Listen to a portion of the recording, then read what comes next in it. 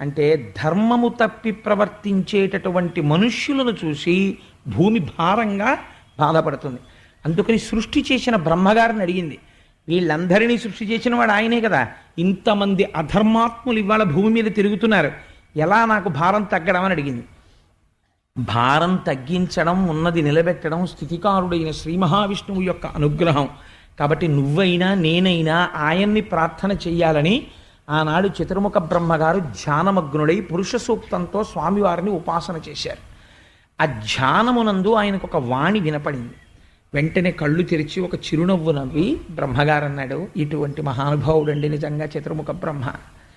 ఆయన అన్నాడు, ఓ భూమి, నువ్వేం బెంగ పెట్టుకోకు, స్వామి తొందరలో కృష్ణావతారాన్ని స్వీకరిస్తున్నారు. ఆ అవతారం స్వీకరించింది మొదలదొక చిత్రమైన అవతారం. కన్నులు తెరువని కడుచిన్ని పాపడై దానవిచను బాలు త్రావి చంపే.